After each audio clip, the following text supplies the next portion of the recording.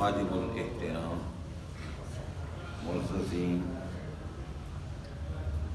سامعین و حاضرین حضرات، حضرت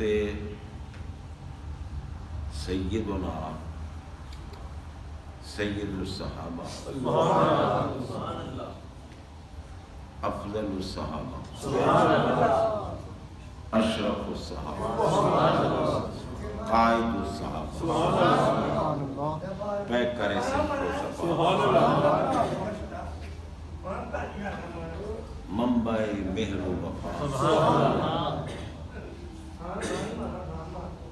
مقتدائے مہاجر و انصار دیار عشق کے شہریار جانشین احمد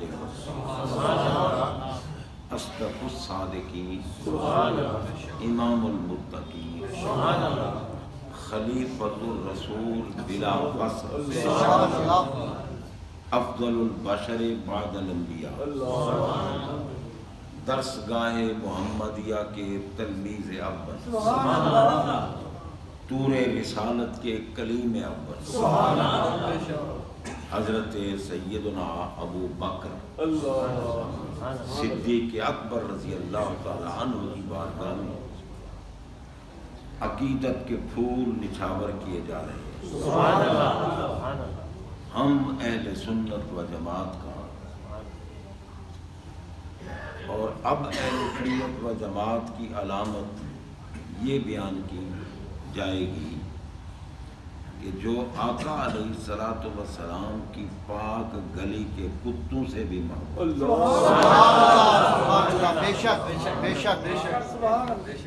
آپ کی اہل بیت اطہار کا مقام تو بلند و بالا ہے، آپ کے صحابہ کرام رضوان اللہ علیہم اجمعین کا مقام تو عرفہ و اعلیٰ ہے، امت کے اولیاء کا مقام بہت بلند ہے۔ محبت کا تقاضا یہ ہے کہ جو محب لوگ ہیں وہ سرکار پاک کی پاک گلی کے کتوں پہ بھی قربان۔ سبحان اللہ۔ حضور تاجدار گولڑا رضی اللہ تعالی عنہ یہ عرض کر رہے ہیں کہ ہوا میں سگ مدینے دی گلی، ہوا میں سگ مدینے دی گلی دا ایہو رتبہ ہے ہر کامل ولی۔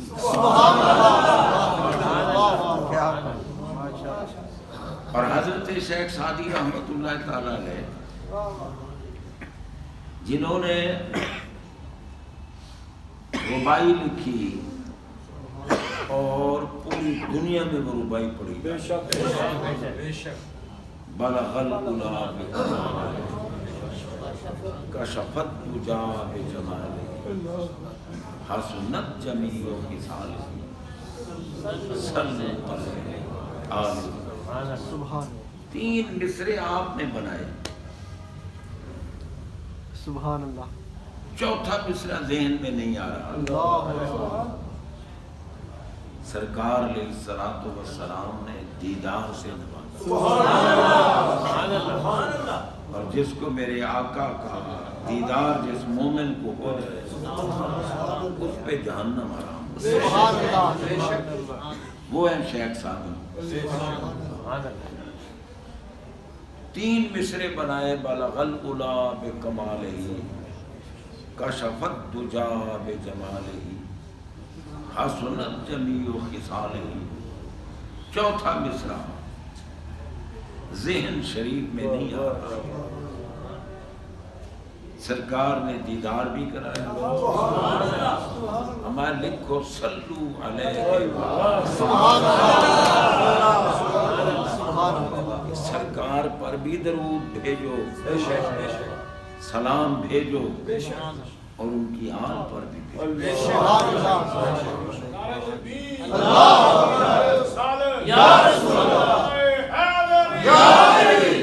آل پر بھی بھیجو۔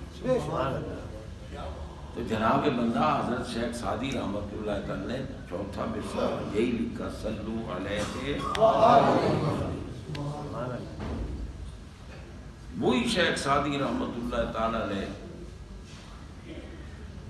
اللہ تعالیٰ کی بارگاہ میں عرض کریں یک جاں چے کنت سادی مسکی کے 200 جاں، یک جاں چے کنت سادی مسکی کے 200 جاں، سازین فدائے سگے دربان محمد۔ عرض کرتے ہیں کہ یا اللہ ایک جان کیا ہے، تو قادر مطلق ہے، مجھے تو موت دے اور پھر زندہ کر، پھر موت دے پھر زندہ کر، پھر موت دے پھر، اگر تو 200 مرتبہ بھی مجھے موت دے اور مجھے 200 مرتبہ زندہ کرے اور ہر مرتبہ تو پوچھے کہ سعدی اب کیا چاہتے ہیں، سعدی اب کیا چاہتے ہیں، تو یا اللہ ہر مرتبہ میں یہی کہوں گا کہ تیرے محبوب کی گلی کا کتا ہو میں قربان ہوں، تیرے محبوب کی گلی کا کتا ہو اور میں قربان ہوں۔ یہ ہیں ایمان والے۔ تو حضرات محترم یہی شیخ سعدی رحمۃ اللہ تعالی اللہ کی بارگاہ میں دعا کر رہے ہیں، الہی بحق کے بنی فاطمہ، الہی بحق کے بنی فاطمہ کہ برقول ایمان کنی خاتمہ۔ یا اللہ تجھے حضرت سیدہ طیبہ طاہرہ فاطمہ الزہرا سلام اللہ علیہا کی اولاد کا واسطہ ہے، بنی فاطمہ، فاطمہ الزہرا کی اولاد، ابن کی جمع ہے بنین، اور جب جمع کی اضافت کسی اسم کی طرف ہو تو پھر وہ جمع کا نون ہو یا تثنیہ کا وہ گر جاتا ہے، لفظ ہے بنین فاطمہ لیکن اضافت کی وجہ سے بنی فاطمہ، سیدہ فاطمہ الزہرا سلام اللہ علیہا کی اولاد کا تجھے واسطہ ہے، میرا خاتمہ ایمان۔ اور پھر آگے کہتے ہیں اگر دعوتم رد کنی ور قبول، تو مالک ہے تیرے آگے دم مارنے کی مجال نہیں ہے، میری دعا کو تو قبول کرے یا رد کر دے۔ اگر دعوتم رد کنی، میری دعا کو تو رد کرے، ور قبول یا قبول کرے، وہ تو مالک ہے، قبول کر رد کر۔ لیکن تیری بارگاہ میں میں یہ عرض کرتا ہوں منو دست دامان آل رسول، میں ہوں وہ جس نے آل رسول کا دامن پکڑا۔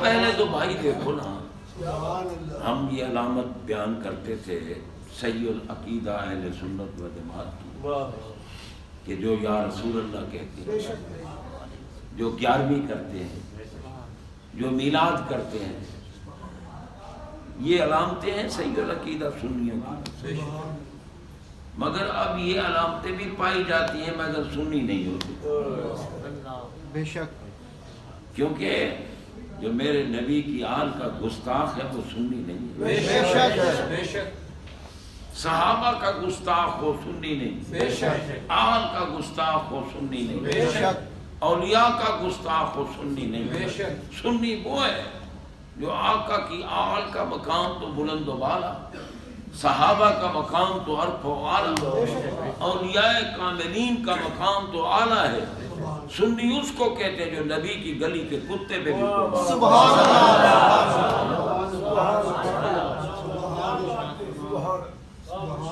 حضرت جامی رحمت اللہ تعالی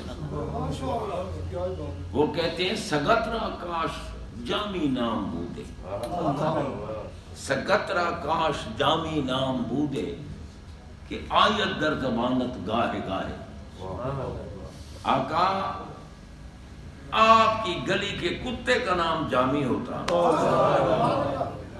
آپ کی گلی کے کتے کا نام جامی ہوتا، اور پھر آپ اپنے کتے کو بلاتے کہ جامی جامی جامی، خوش میں ہوتا کہ میرا نام تو محبوب کی زبان سے۔ یہ ہے عاشق لوگ، اور انہوں نے لکھا ہے حضرت جامی رحمت اللہ علیہ، جن کی شرح جامی پڑھ کے بندہ مولوی بنتا ہے، عام بندہ تو پڑھ ہی نہیں سکتا نا، نحو کی ادب کتاب ہے، اور وہ مولانا جامی میرے آقا کی آل اور کی محبت کا اظہار کر رہے ہیں، کہتے ہیں علی شاہ مرداں،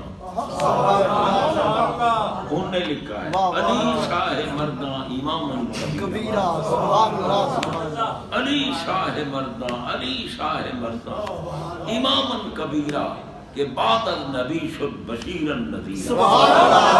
نعرہ حیدری! تو جناب بندہ یہ عاشق لوگ ہیں، اور عاشقوں کا امام کا نام ہے صدیق اکبر۔ ہمارے آقا شب ہجرت اللہ کا حکم ہوا ابو بکر کو ساتھ لے جاؤ۔ اب بتائیں کہ اللہ کی بارگاہ میں مقبولیت کتنی ہے، ساتھ لے جاؤ۔ سرکار نے بستر پہ مولا علی کو سلایا، جس بستر کا محاصرہ ہو رہا تھا، جس بستر والے کو قتل کرنے کا منصوبہ بن چکا تھا، لیکن اللہ نے تو اعلان کیا ہوا ہے نا کہ واللہ یعصمک من الناس۔ سبحان اللہ، بے شک محبوب جس کا محافظ میں اللہ ہوں، اسے کون قتل کر سکتا ہے؟ میں محافظ ہوں تمہارا، تمہیں قتل کون کر سکتا ہے؟ تو جناب بندہ اپنے بستر پہ مولا علی کو سلایا، اور مشرکین نے محاصرہ کیا ہوا تھا، انہوں نے یہ منصوبہ بنایا تھا کہ معاذ اللہ محبوب کو قتل کرنا ہے۔ سرکار نے اپنے بستر پہ مولا علی کو سلایا۔ علی پاک کہتے ہیں ہر رات جب میں سوتا تھا نا تو خوف سے نیند نہیں آتی تھی کہ پتہ نہیں مجھے اسی رات میں موت نہ آ جائے، خوف سے نیند نہیں آتی تھی۔ حالانکہ جن لوگوں کی جنت کا اعلان ہو چکا ہے وہ موت سے ڈر کے سوتے ہیں، یہ عشرہ مبشرہ میں ہے مولا علی، اور آل بیت اطہار میں ہے مولا علی، یہ تو جنتیوں کے سرداروں میں ہیں، ان کے بیٹے جنتی جوانوں کے سردار ہیں، ان کی گھر والی جنتی بیبیوں کی سردار ہیں۔ اور جناب بندہ علی پاک خود ایمان کی علامت بے شک یحب علی مومن و یبغضہ منافق، بے شک علی سے محبت کرنے والا مومن ہے، بغض کرنے والا منافق۔ وہ کہتے ہیں کہ میں رات کو سوتا تو مجھے خوف ہوتا تھا کہ کہیں اسی رات میں موت نہ آ جائے، اور ہم تو سوتے ہیں تو خراٹے مارتے ہیں، ہمیں تو خوف ہی نہیں ہوتا۔ اگر خوف ہو تو رات کو نیند کیسے آئے، پچھلی رات کو کھڑے نہ ہو جائیں۔ بھئی اب تو لوگ ساری رات چوکوں میں بیٹھے رہتے ہیں، گپے مارتے ہیں، بکواسیں کرتے ہیں، خباستیں کرتے ہیں، اذان کا وقت ہوتا ہے اٹھ کے چلے جاتے ہیں، سو جاتے ہیں، وہ بھی کہتے ہیں ہم مسلمان ہیں، اندازہ لگاؤ۔ اور پھر کہتے ہیں جی پتہ نہیں ہم سے کیا گناہ ہو گیا کہ برکت نہیں پڑ رہی، کاروبار میں برکت نہیں ہو رہی، کیا پتہ نہیں ہم سے خبریں کی گناہ ہو گیا۔ ارے پاگل کے بیٹو، نماز پڑھتے ہو، کبھی کبھی پڑھ لیتے ہیں تو پھر ابھی بھی پوچھتے ہو پاگلوں کہ کون سا گناہ ہو گیا۔ ایک نماز جان بوجھ کے چھوڑ دے بندہ، میرے آقا کا اعلان فرمان ہے، فرمایا من ترک الصلاۃ متعمدا فقد کفر، فرمایا جو ایک نماز جان بوجھ کے چھوڑ دے وہ فاسق ہو گیا۔ کافر تو تب ہوتا ہے کہ نماز کی فرضیت کا انکار کر دے، لیکن چھوڑ دے فاسق ہو گیا، اس کی گواہی قبول نہیں فاسق کی، اس کی امامت قبول نہیں، وہ مردود انسان ہوتا ہے جو ایک نماز جان بوجھ کر چھوڑ دے اور جو نماز کے چھوڑنے کو گناہ ہی نہ سمجھے، اس کا کیا مقام ہوگا، اس کا کیا حال ہوگا۔ حقیقتاً اگر بندہ 5 گانا نماز پڑھے اور شریعت نے جو حکم دیا ہے اس پہ عمل کرے، ہمارا رب فرماتا ہے، فرمایا کہ جو بندہ نیک اعمال پہ کمر بستہ ہو جائے، نیک اعمال پہ، میں اس کے رزق میں برکت ڈالتا ہوں۔ وَمَن يَتَّقِ اللَّهَ، قرآن پاک ہے، وَمَن يَتَّقِ اللَّهَ يَجْعَلْ لَهُ مَخْرَجًا وَيَرْزُقْهُ مِنْ حَيْثُ لَا يَحْتَسِبُ، فرمایا جو بندہ تقوی اختیار کرے، متقی ہو، پرہیزگار ہو، میں اس کو ہر مصیبت اور مشکل سے نکال دوں گا اور ایسی جگہ سے اسے رزق دوں گا جہاں سے اسے گمان ہی نہیں ہوگا، میں رزق دوں گا۔ اور اگر کوئی خود ہی نحوست بن کے بیٹھ جائے، ہم اپنے مقتدرین کا گلہ تو کرتے ہیں، کیسا پتہ نہیں وزیر اعظم آ گیا، کیسے حاکم آ گئے، نحوست برپا ہے، برکت اٹھ گئی ہے، مہنگائی بہت ہو گئی، دنیا بھوک مر رہی ہے۔ پوچھو مدینے والے آقا سے، فرمایا جیسے تم ہوتے ہو ویسے تم پہ حاکم مسلط کیے جاتے، جیسے تم ہوتے ہو۔ جس کے پاس 4 ٹکے آ جائیں وہ تو شریعت کو سمجھتے کچھ نہیں۔ جناب بندہ ان کو نماز کا نام کہو، کہتے کیا اسلام صرف نماز میں ہے؟ جو بھی نیکی کی بات کہو کہتے ہیں کیا بس اسلام اسی میں ہے؟ لباس دیکھو تو کمینوں والے، شریف بندہ وہ لباس پہن کر اپنی ماں بہن کے سامنے نہیں بیٹھ سکتا۔ شریعت نے مرد کے لیے بھی ناف سے لے کر گھٹنوں کے نیچے تک سطر رکھا ہے۔ سطر کا معنی ہوتا ہے وہ جگہ جس کو چھپانا فرض ہے، نگیت جس کو کہتے ہیں۔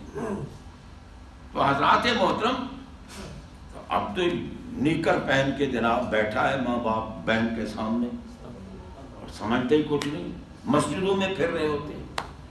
بڑی حیرت ہوتی ہے کہ ہم نے مسجد نبوی شریف میں نکر پہنے ہوئے دیکھے۔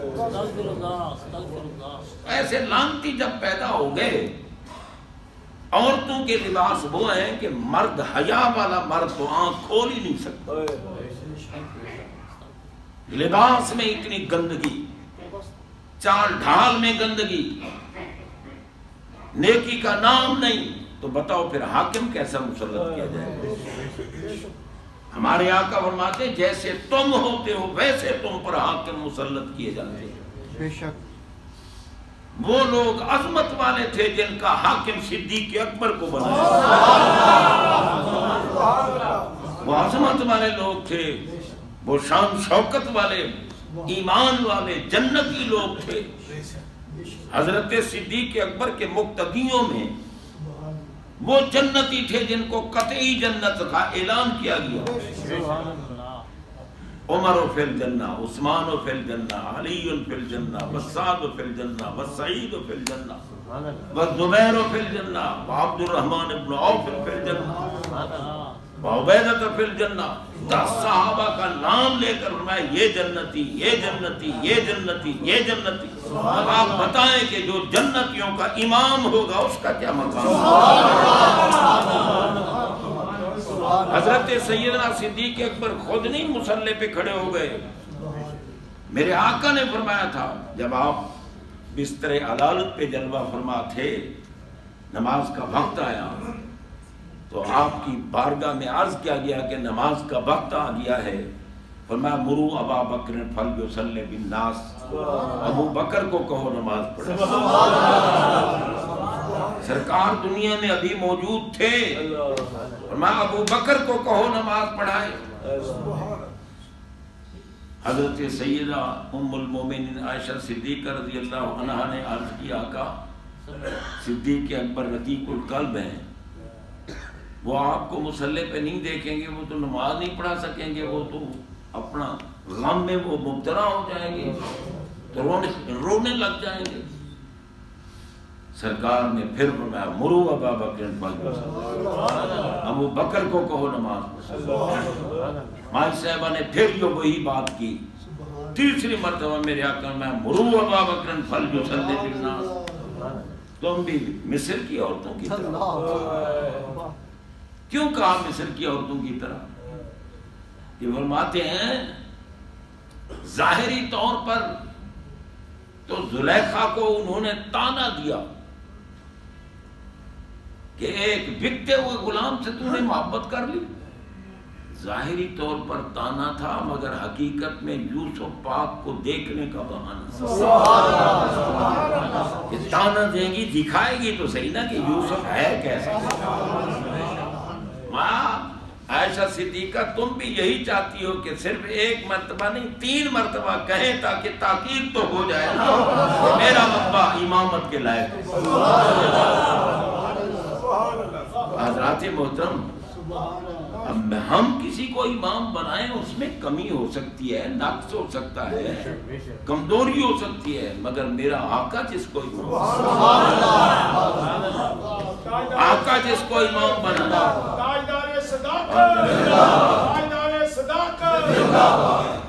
میرے آقا نے ان کو امام بنایا امامت کے مصلی پہ، اور یہ اعلان بھی کیا کہ لا ینبغی لقوم فیہم ابو بکر ان یؤمہم غیرہم، جہاں میرا ابو بکر موجود ہو اور کوئی امام نہ بنے، صدیق اکبر کو امام بنا۔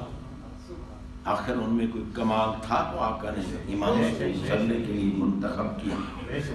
انشاءاللہ عزیز باقی باتیں ابھی نماز جمعہ کے بعد ہم ماہانہ محفل 11ویں شریف کا انعقاد کر رہے ہیں، اور آپ کو پتہ ہے کہ مختصر محفل ہوتی ہے، لمبی نہیں ہوتی۔ جن کے پاس فرصت ہو، وقت ہو، تشریف رکھیں اور صدیق اکبر رضی اللہ تعالیٰ عنہ کے ذکر کی محفل میں شرکت کر کے اللہ اور اللہ کے حبیب کو راضی کریں۔ آخر دعوانا الحمدللہ۔